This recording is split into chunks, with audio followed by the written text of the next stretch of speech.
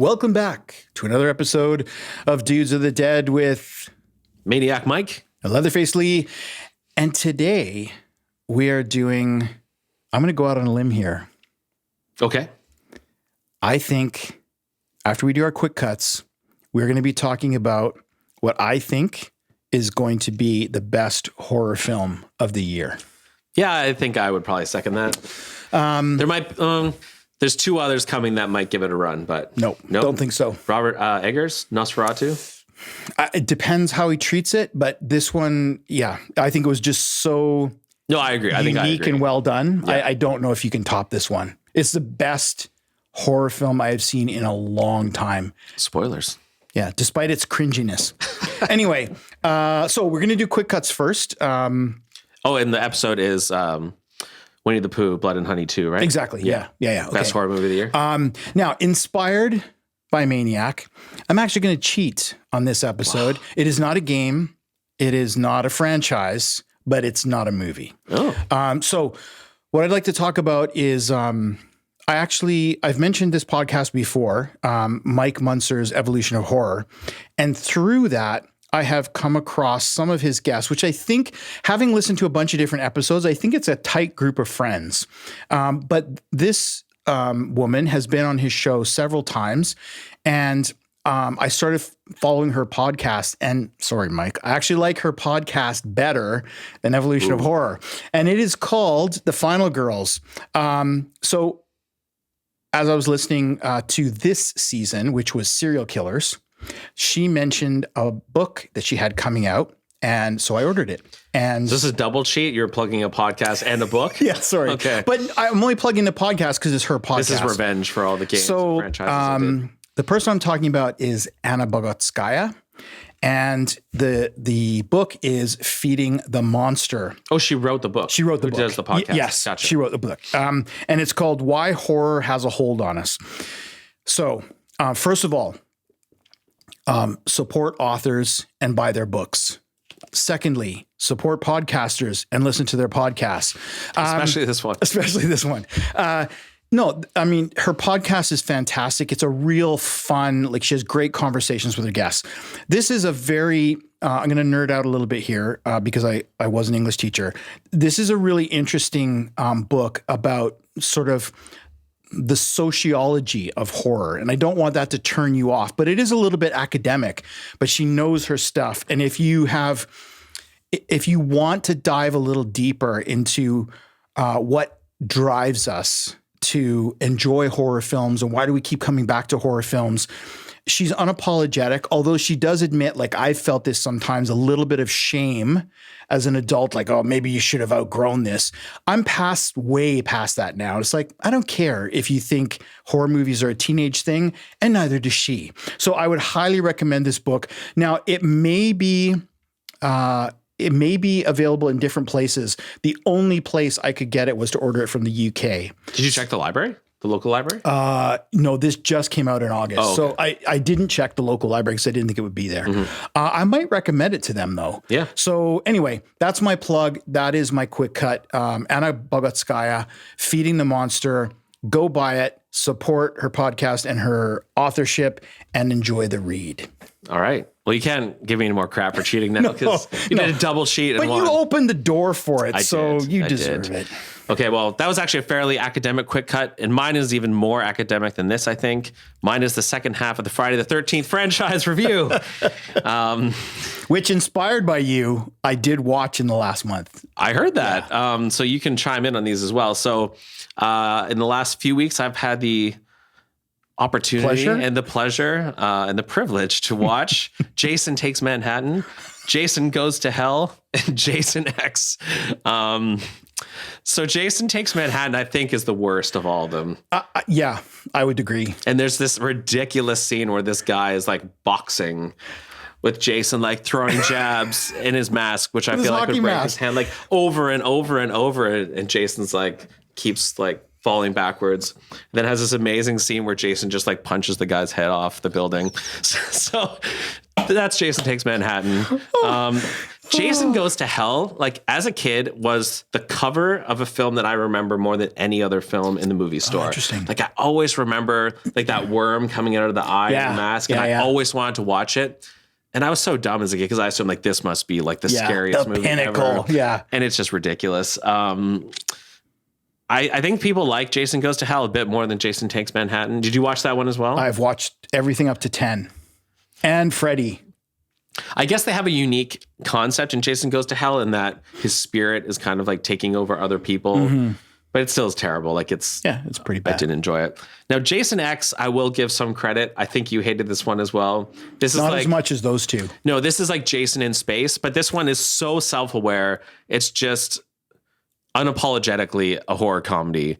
And it just has as much fun with the idea of Jason being in space on a spaceship. And I think they do some pretty funny things with it. It's not trying to be serious. It's just making a joke and a mockery of Jason being on this spaceship, but I kind of enjoyed it. I think one of my favorite scenes is the what is it? The ammonia or whatever he puts her face in. Yeah. And then bashes her face on the counter. Yeah, that was good. I mean, yeah. So in the last month, and again, inspired by Maniacs. Pretty inspiring. What are we talking about? Friday the 13th? No, yeah, but quick cuts. Oh, quick cuts. From a few episodes ago.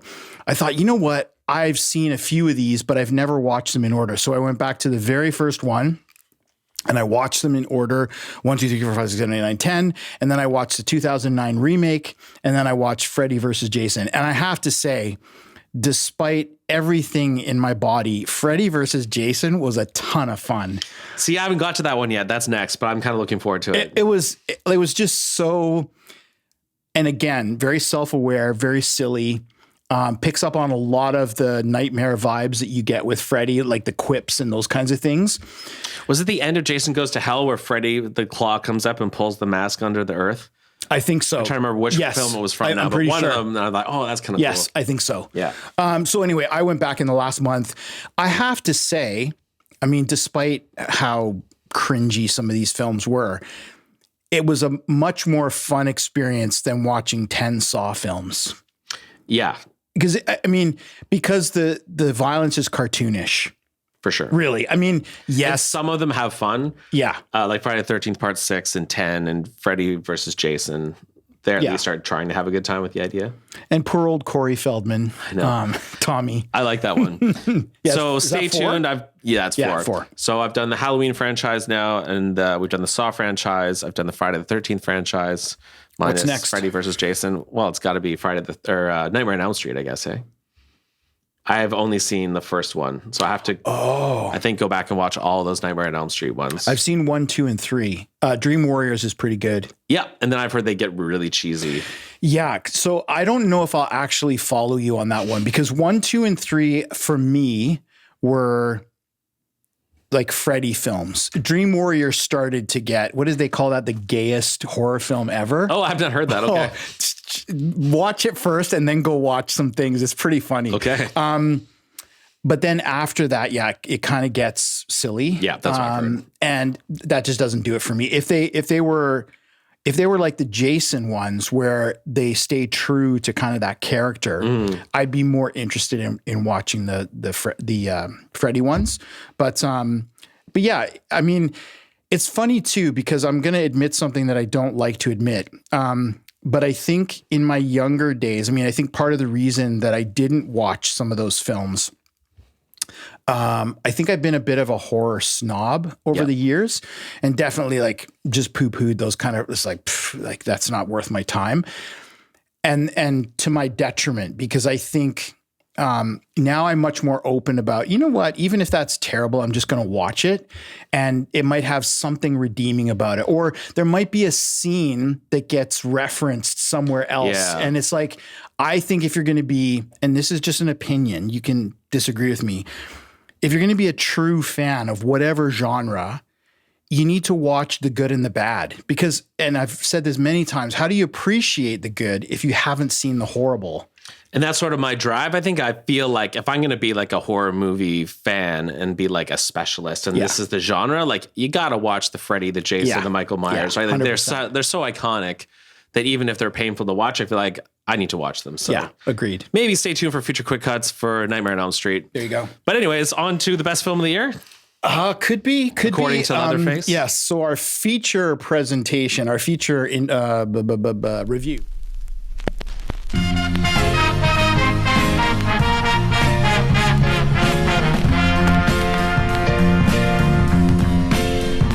Is The Substance 2024. So Have you ever dreamt of a better version of yourself? Younger, more beautiful, more perfect.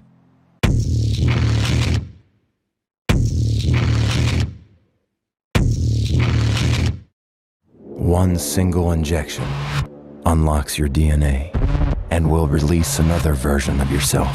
24. So this was rated 18A, and I will talk about the 2 hour and 21 minute runtime. This is like a body horror drama, there are a couple of comedic. Oh, I laughed quite a few times. There's a few. Sure, yeah. So now this is a French director with a British production. It won Best Screenplay at Cannes. Stars Demi Moore as Elizabeth Sparkle, Margaret Qualley as Sue, and Dennis Quaid as Harvey. Could there be not so subtle reference there? Could there be a certain Harvey reference? Weinstein, yeah. So Coralie Fargeet, I apologize if that was butchering her. She's her first feature was Revenge. We watched that together. Yes, yeah, which was really good. And this one was. That's where she falls off the cliff. Yes. Yeah. Okay.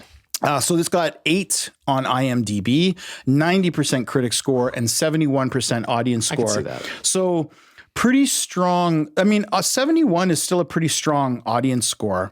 But 90%, I mean, the critics, again, see what's being done and see what they're trying to do. Yeah. And I can see where the audience may have not appreciated some of the things. But definitely. So the short summary, a fading celebrity decides to use a black market drug, a cell-replacing substance that temporarily creates a younger, better version of herself. Mm-hmm. It's cool because like you and I were mapping out the 2024 films for this season. There was a lot of notable ones. The Substance was not on my radar at all. And just kind of like When Evil Lurks came out, I think last year, wasn't on my radar at all. And this movie just drops and everyone's like, oh my God, this movie is amazing. And I think this is almost the same thing. Like not on my radar at all. And they're like, oh, this movie is amazing.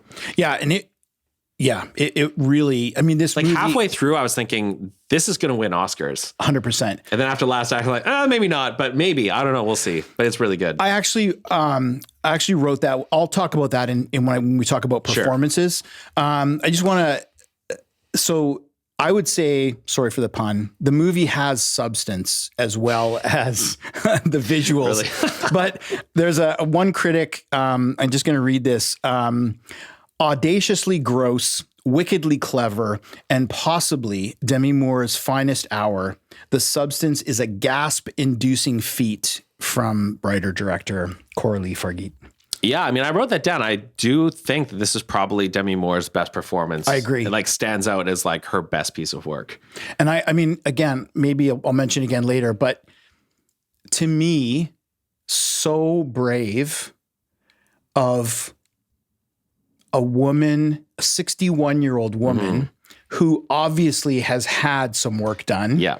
To take this on and to really be vulnerable about, like, I can't imagine that either one of those actresses came away from the film without viewing her own body differently. 100%. And I even wonder if they cast Demi Moore in this deliberately to draw in an older audience. Yeah. Because she was an 80s star. And I remember like my parents loved Demi Moore. Me too. And I don't know if the theme of this film would resonate as much with young people, but I think for anyone who's struggling with some aging and your body looking different than it used 100%. To be, this movie hits really hard. And I almost wonder if they chose Demi Moore because she would draw in an older audience. Because even the row in front of us at the theater was like two like couples in their 70s. Yeah. So I think the older you are, and even if you're not like you and I are, we're not old, but we're not young. Like one of us more than the other. Sure. But I think I can, even being 41, identify with like some things about my body and appearance that are like, oh, I don't feel like I'm 20 anymore. Yeah. So I wonder if they were trying to draw in an older audience because it really resonates with that demographic. I hadn't considered that, but that seems so smart to me. And I think this director would have considered that. I almost wonder if that was the case. I mean, the other thing is, and I mean, we may talk about this again, but everything about this, the topic of the film, the lighting, the angles, none of it was flattering.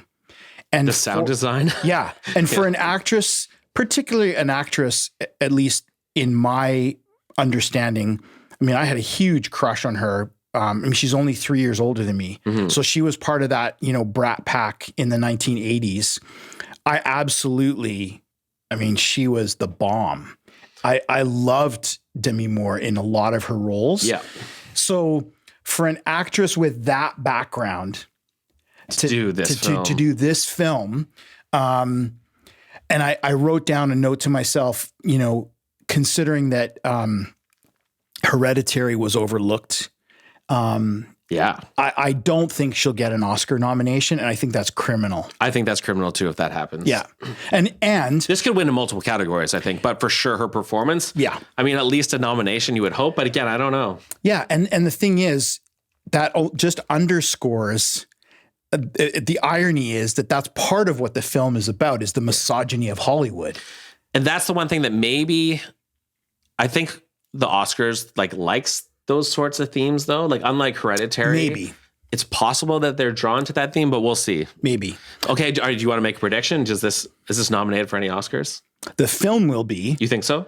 I do. I mean, considering it won Best Screenplay at Cannes, I think that would be a nod to the Oscars. Like, they would talk about the writing or perhaps cinematography, exactly. Design, yeah. And you know what would be, and I hate to even put this out in the universe, what would be an absolute travesty is if Dennis Quaid got nominated for supporting, right? And they didn't nominate either one of the female actresses. And I could see that happening. Like Barbie? Yeah. Yeah. So talking about performances, I mean, Demi Moore for sure, outstanding. Like, she's a tour de force. It's very raw. And we already talked about her career best. Dennis Quaid is the perfect slimeball creep. Oh, yeah. And of course, all of those things, I mean, we'll talk about one scene in particular, but all of the scenes with him, how the director has framed him, how she's honed in on his face and his teeth and all that kind of stuff. That scene where he's eating shrimp. Oh my gosh. The sound design. Spoilers? That's not a spoiler. Eating shrimp? Anyways, it's a good scene. Fine. I don't think that's a spoiler. It's indicative of the rest of the film because it's so visceral. Yeah.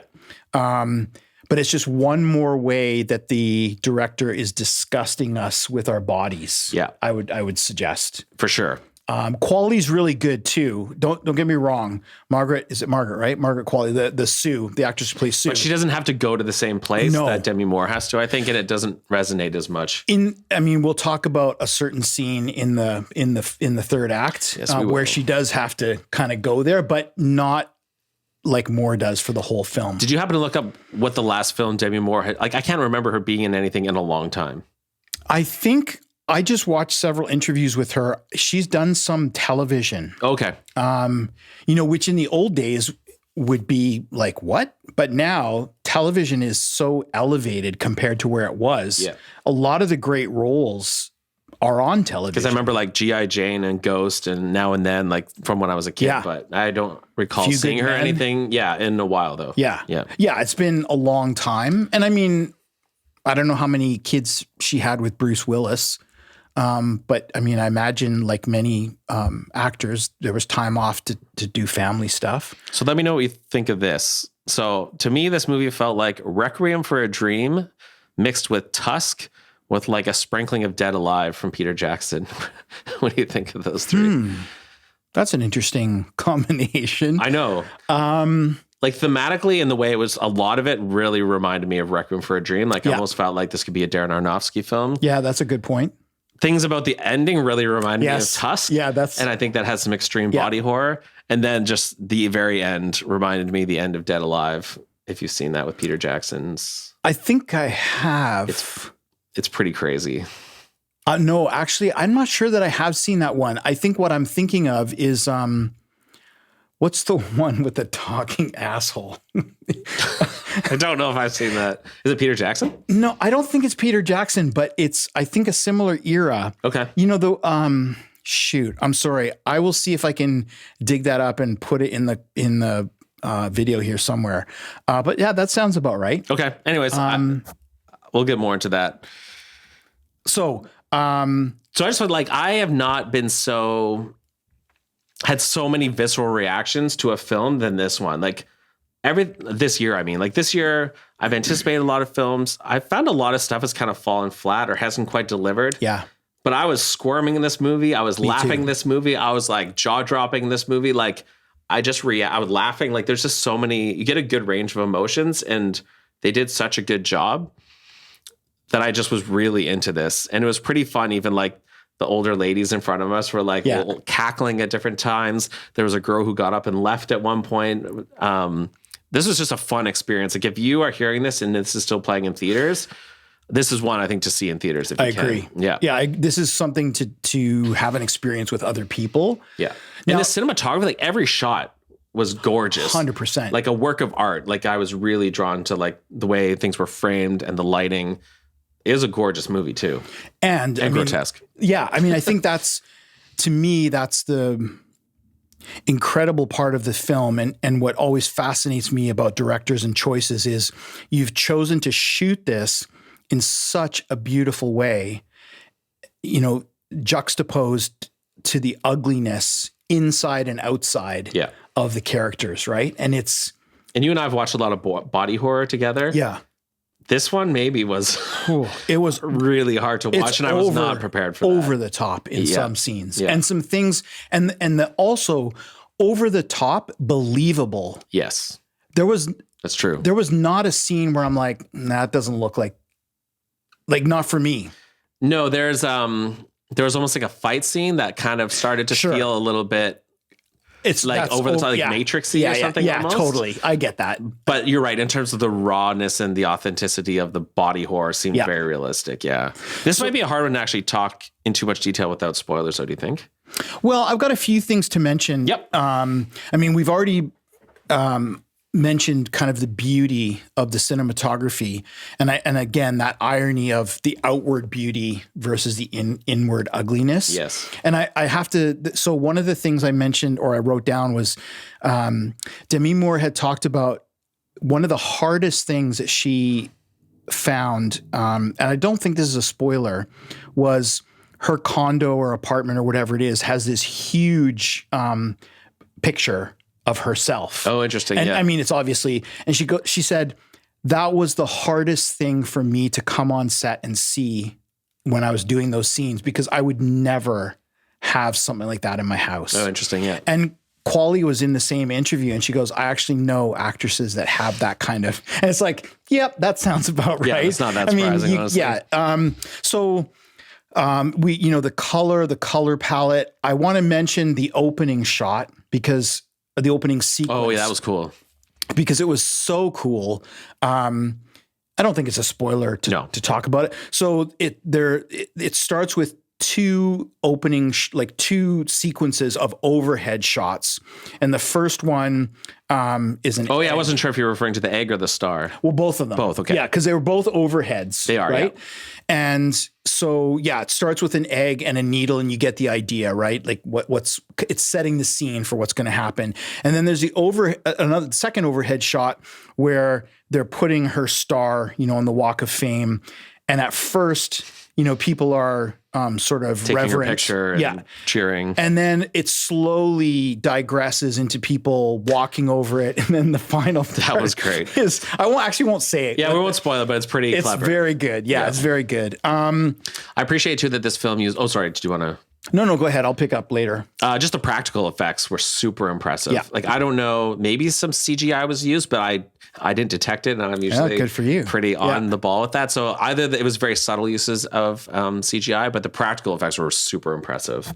Now, so just talking about visuals, do you think that there was something symbolic about the yellow jacket? I wondered about that. Other than "You are one," and they both wear the same jacket. It's wonder, very visually striking. Like it draws your attention and you wonder, what's with the yellow jacket? But I don't feel confident in trying to say what I feel it symbolizes.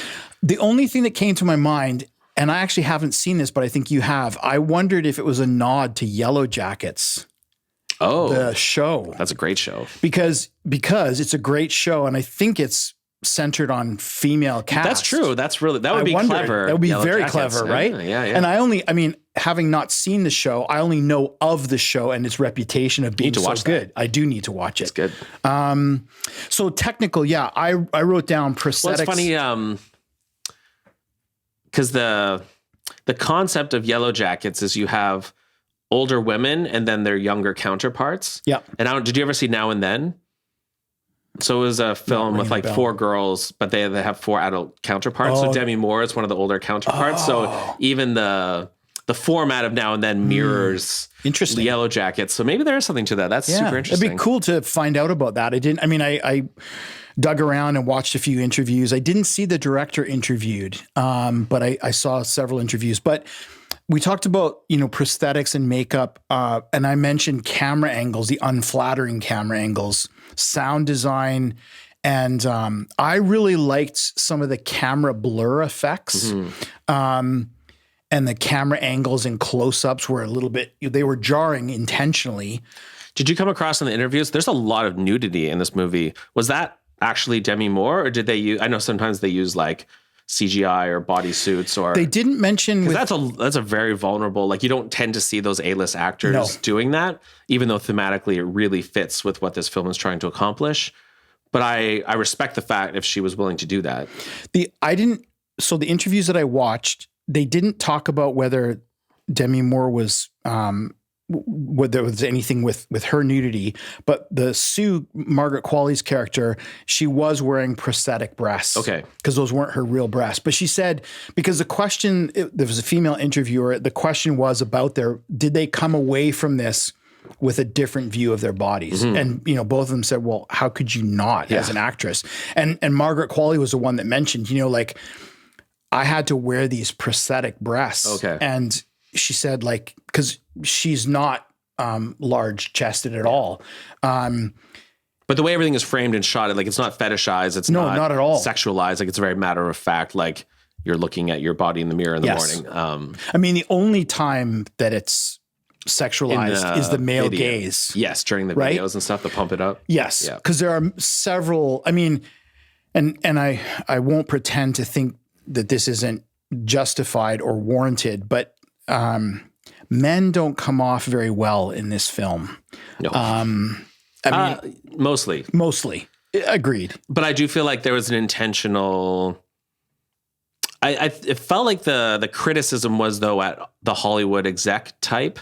Sure. Because I don't think this is a spoiler. The one, is it Harvey? I can't remember the guy's name. No, not Harvey. Who's the guy from her grade 5 class? Right. I didn't remember his name. Because I think he's sort of a pivotal character, and I think it's sort of meant to say average guy, this is a good male who adores you and doesn't care about your appearance. And I feel like he was kind of an important character juxtaposed to the Hollywood exec I think types. so. And I feel like it helped narrow the criticism not towards men in general, but towards men in a powerful position or in Hollywood. This seemed very directed at Hollywood. Absolutely. Or the music industry, or unlike something maybe like Men. Yes. Which I think was more broad. Yeah. And I agree with you that he was kind of the anomaly. And I think I also agree that for most of the focus was on men in power. Yes. And the misogyny of Hollywood and so on. But there's also the really cringy scene that you referred to with the crew, an all-male crew, looking frame by frame at something. Yeah. That's not necessarily to say that they're all bad men or that they're manipulating. They're trying to do their job, but they're oblivious to the impact that they're having on a young woman. Yeah. I just wonder if that one character was deliberately included as to not make it seem like this was directed at all men. Fair. I just wonder if that was the function of that character. Well, and I think the purpose of having that in there. And the message sort of was you should have been with that guy. Yeah. Well, I wonder too, if part of his purpose is to set up what happens later with her and sorry, I'm trying to. Yeah, we're starting to bleed into. Yeah. But you know what I'm talking about when yes, she yes. reconnects with him. Yeah. And I think part of his character's purpose is to set up that scene. Right? I think it's a good point though that he's an average guy who's trying to be do the best he can. Yeah. And he's trying to, like, he's saying, "Oh, you look as beautiful as you ever did." Yeah. And of course, and he's suffering from the same. Yeah. He also, you know, yeah. I mean, he's losing his hair, and yeah. I mean, you know, I don't know, because of all the body horror, I think I don't want to use the word detract. It is heartbreaking to watch this character be so self-loathing. Mm-hmm. And even with, you know, the things that she has had done in real life, she's a stunningly beautiful woman. But the thing is, and I think this comes through in the film, she doesn't believe that. Mm-hmm. And I think that's his role as well. Yeah. Like, he's trying to mirror to her, but you're an incredibly, you know, beautiful woman. Yeah. But I think underlying that too, though, is that's all surface. He doesn't say to her, "Wow, you're an incredibly smart woman." No. Or it's all about her looks. Yeah. Right. And of course, that's the purpose of the film, is to say to us, okay, well, and I mean, this is something that Sharon Stone's come out and talked about this, and kind of like 40 is the magic number where you start losing your roles. Right. Depending on who you are. Yeah. Like, is it Maggie Smith who died yesterday? Just recently. Yeah. Someone who was able to act into I don't know how old she was, but she had a very different role. She wasn't a sex symbol. Exactly. Exactly. I mean, and arguably, again, I mean, I think women like Demi Moore who have had this leading lady, sort of beautiful. Sharon Stone's exactly the same way, but when they hit a certain, you know, a certain age, I think Sharon Stone was the one who mentioned it's kind of like 40. Like at that point, now you're uneffable. And I mean, it's so ludicrous to me that you can see somebody like Jack Nicholson, you know, who's got jowls and a paunch and whatever, but he's still cast as a leading man until or like Russell Crowe or who can, you know, attract a much younger woman and so on and so on. But there's very few roles for women that are reversed. Yeah. Right? There's a new show that just came out that people were talking about. I think it's Nicole Kidman, where she is a 60-year-old woman who attracts a 30-year-old. Yeah. What is that called? I haven't seen it yet, but it's speaking to what you're talking about. And I'm curious to see it. I've heard it's good, but I think it's playing with that idea. Yeah, absolutely. Okay. I feel like a lot of the things I want to talk about might be spoilers, though. I think we're okay to get into spoilers. Yeah, I think so too. Unless you have something else you want to say before we do that. No, I don't think so. So I guess recommendations. Go see it. Yeah, I think this is I agree with you. I think this is definitely one of the best films of the year. I've already, like, the next day I was telling everyone, like, oh, you have to go see this movie. Yeah. I think it's worth seeing in theaters. I mean, if you're squeamish and you don't like body horror, then it's sort of maybe a cautious recommend, because I mean, I recommended it to somebody today and I said, look, I know you're not a horror movie fan. It was a woman, but I said, this is such an important film for the messaging. Yeah. And if you can get, and I think this is where horror runs into this challenge where it's using devices to deliver a message that a lot of people can't get past. They can't get past the surface. They can't get past the body horror, whatever. But if you can just, and I've been trying to tell people it's not scary though. No. Like, some people don't like that fear. Yeah. Like, this movie is not scary. It's just gross. It's going to gross you out. Yeah. I mean, and it's really uncomfortable gross. Yeah. It's not like, like Jason gross. Yeah. You know, when he punches through a guy's chest or whatever. Did you overhear the ladies though? The 7-year-old ladies when we were walking out, they're like, "Okay, we won't tell anyone we saw this." No, I didn't hear that. Which based on the third act is hilarious, but they were also like, "Okay, man. let's not tell anyone we went to this movie," which I thought was kind of funny. But we'll talk about that more in the spoiler section. So if you can't tell, we are both fans of this film and both recommend it, given the things that we've talked about with the body horror, and the body horror is intense. This reminded me, I made a note to myself, this is like David Cronenberg on steroids. Very Cronenberg. Yeah. And a younger woman did walk out at one point. Yeah. I think because she was uncomfortable with some of the gore. So Yeah, just be fair. prepared for that. But really good, worth watching, and worth seeing in theaters. Yes. So 2 recommendations, and now we're going to get into spoilers. Spoilers. Spoilers. Okay. So I just had an upcoming thing spoiled for me.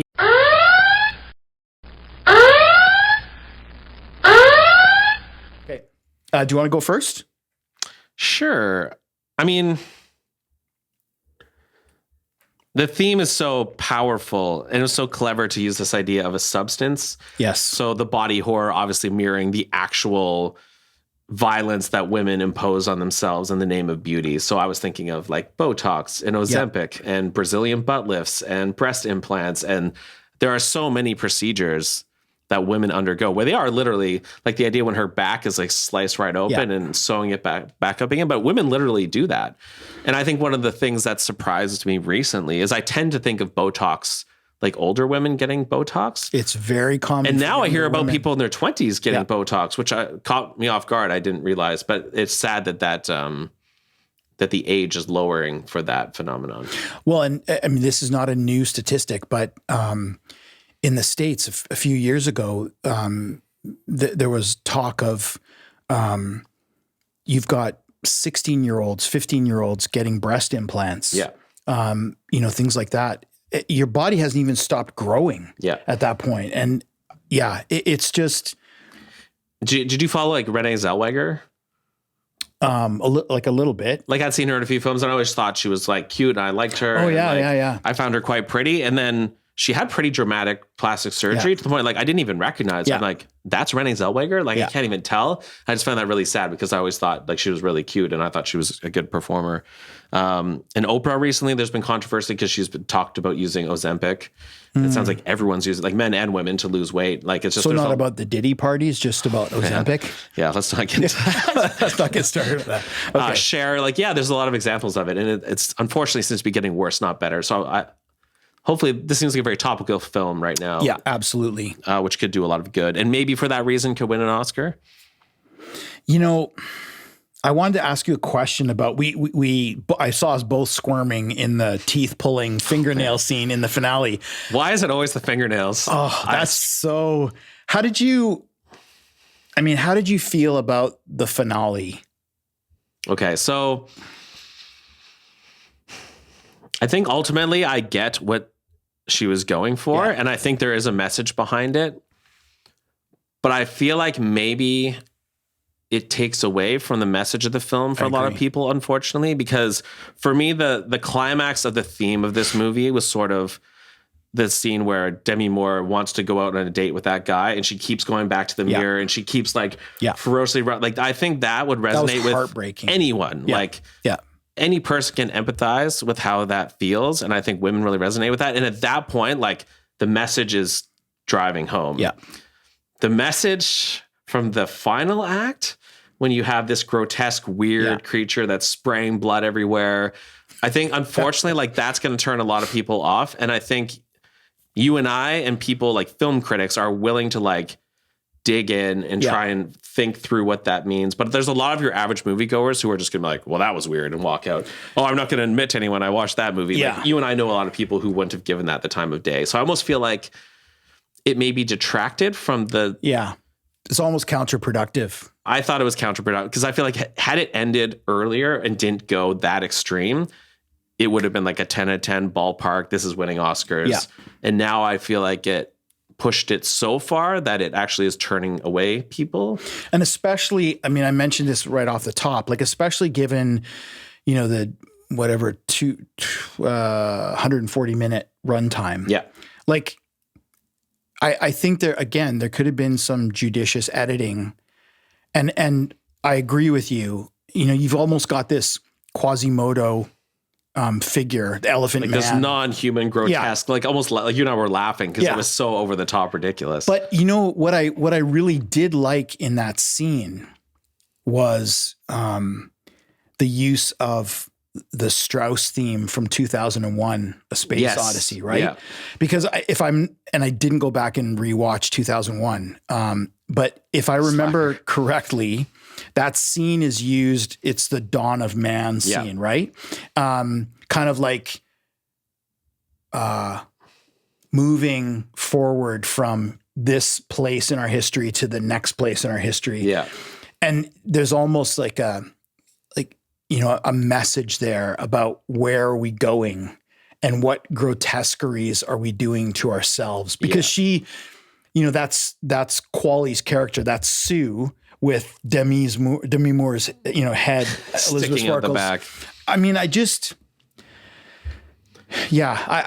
agree. I just think you could have ended sooner and still had the strength of the message. I think so. And I went back and looked what the director was going for there. And I guess the idea was that even though everyone else sees her as a monster and monstrous because of her physical appearance, right, she's inwardly happy with herself. She like enjoys putting the little earring on. And like she is loving herself.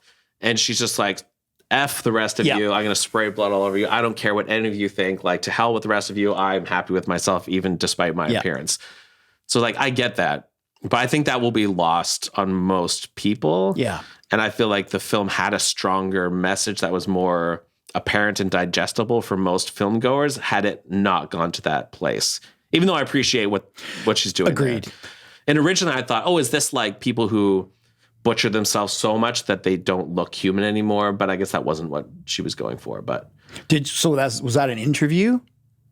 Yes. You saw? Okay. Because that was my kind of read of it, was the end result of what often happens with plastic surgery, right? Is that, you know, you create this. I mean, look at what's her name, Versace. Right. She almost doesn't even look human anymore, right? Who's the male actor from Mickey Rourke? Mickey Rourke. Yeah, it's just like you look monstrous because you, ironically, in the name of becoming more beautiful, have actually like kind of destroyed your appearance. Now, I mean, I think... And that's not the point. So the point was just that people project... Everyone wants from her to be beautiful, and she's physically grotesque, but she's happy with who she is. And it was lots of black comedy there, right? With the hair curling. Everyone was... it was hilarious. It was hilarious. That was the cool thing about this movie. It's like... One moment you're like just cringing and like can't look at the screen, but then it was hilarious the next second. Like it really gave you the whole range of emotion, I think. And then you feel really sad at some parts. I don't know if you agree with this, but I found that I wonder if the movie could have ended where, like, I feel like that would have been an appropriate ending where Demi Moore's character has her 7 days and she's going to terminate her younger self, but she can't do it. Yeah. And again, so powerful because she has suffered the consequence of this younger version of herself taking extra time and becoming, grotesque and things drying up and all the rest of it. But she can't, even though she has the control to kill her younger self. Yes. She looks at this beauty and she can't do it. Yeah. And to me, that would have been a perfect ending. Agreed. That's why I thought it was going to end at that part, basically. And then it goes into this crazy final act. And we noted the audience score was what, 75%? 71. Versus 90. 90 for critics. Right. So I think that discrepancy is probably due to the last act. Yeah. And I'm curious, like you and I have recommended this to like some non-film enthusiasts, like more casual film goers. And I'm curious to hear their reactions if they were turned off by that final act. I kind of have a feeling they would. So I think you're right, though. I think when all hell breaks loose in that finale, I think there will be a lot of people that you lose at that moment. Yeah. You go, wait a sec, what are you doing? Like, why? So, especially because it's so poignant and so such a tight package up until that point, and thematically everything's clicking.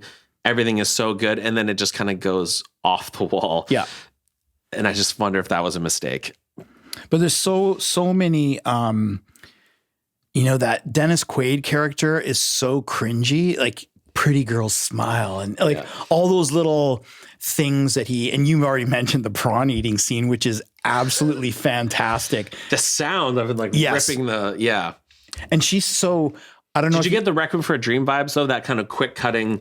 Yes. That reminds me of them when they're like shooting up and stuff. Yes. Was him eating the shrimp was very reminiscent of that. And did you, and those long shots of the hallway were pretty cool. Demi Moore said, that was about as disgusting as it looked. And she said he had to eat 4 pounds of shrimp to film that scene. Wow.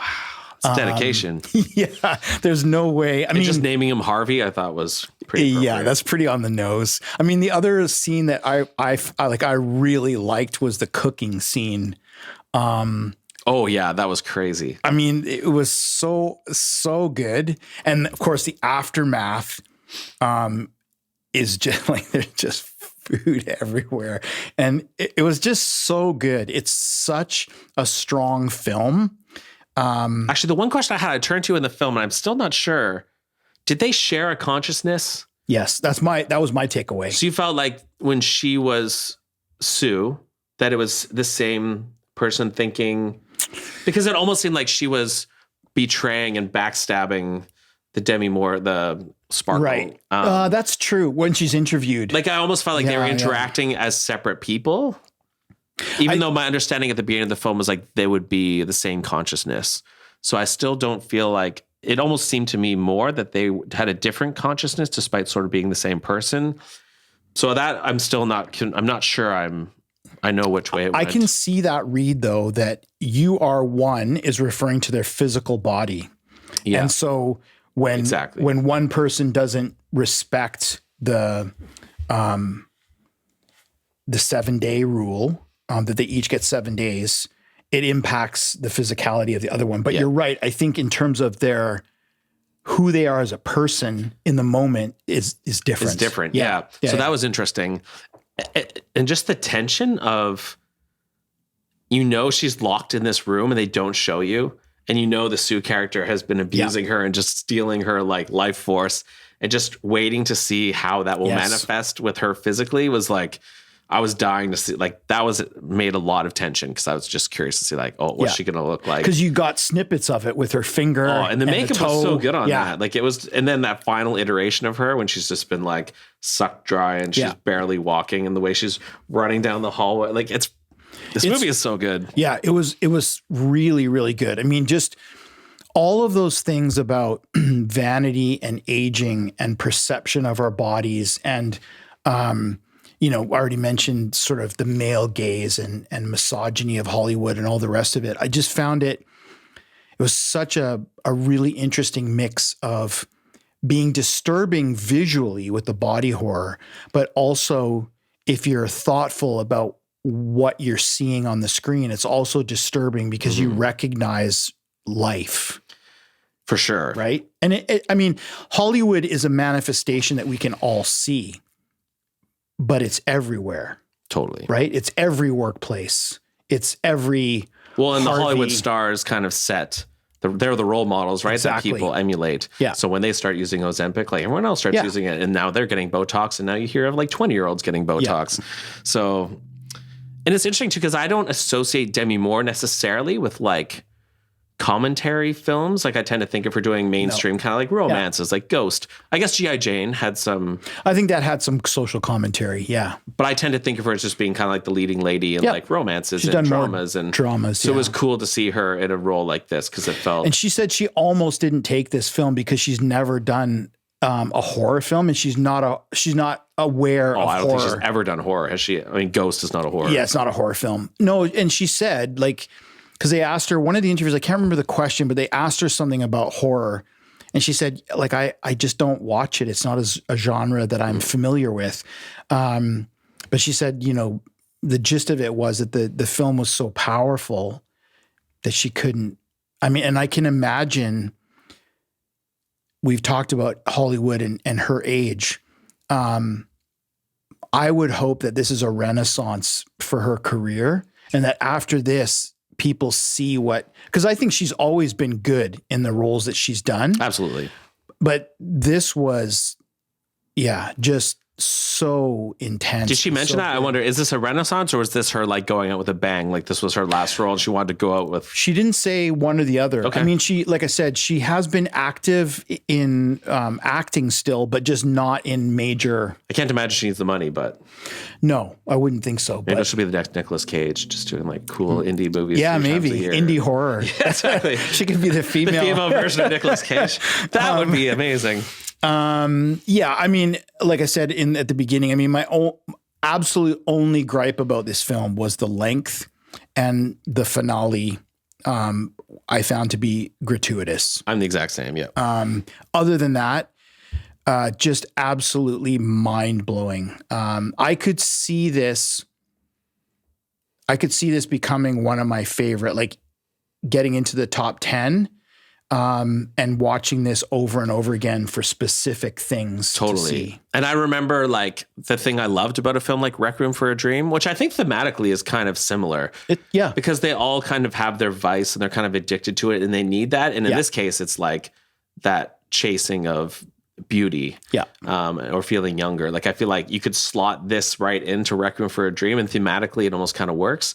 But I remember wanting to show that movie to like everybody. Like, oh, you have to watch this film. And I feel like this movie has that quality too.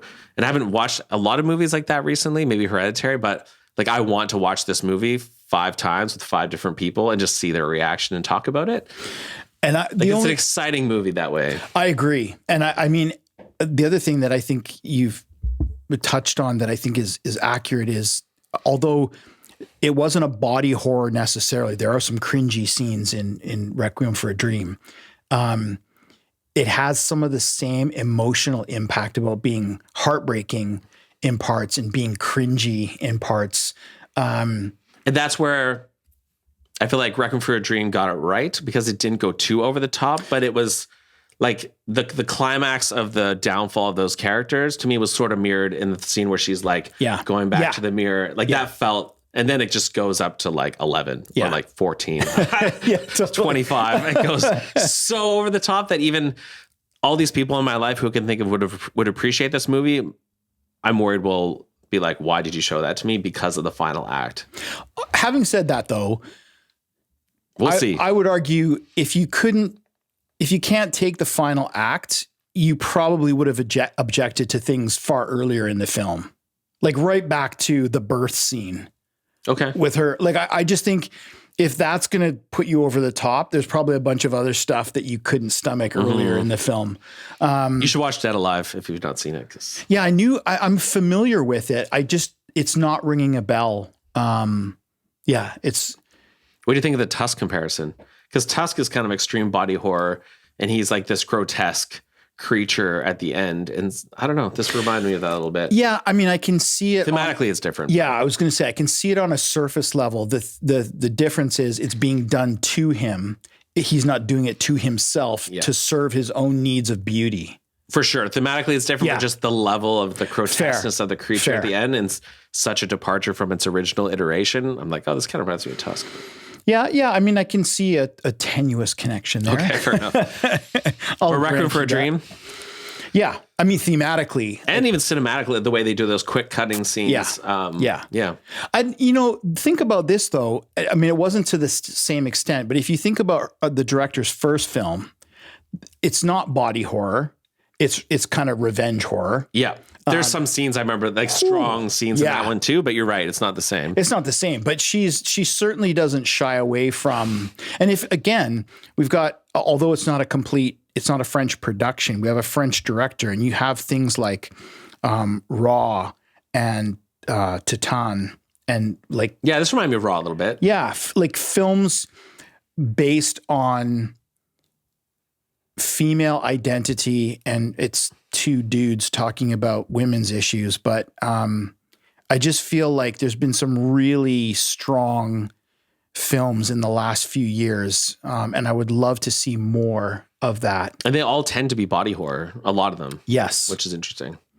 Yeah, I mean, I have some theories about why that is, but I shan't expound those at this point. Yeah. It actually would have been good to have a guest. Our new studio is a little cozy, but we're trying to find a way to bring in a guest, maybe virtually. Yes, I would love to revisit this film if we can actually convince, if we have somebody, because I can't see Jen maybe watching this. I don't know. Yeah, I don't know. A brave soul. But yeah, I would love to have a guest. I have an idea I'll mention after who this maybe could be. Cool.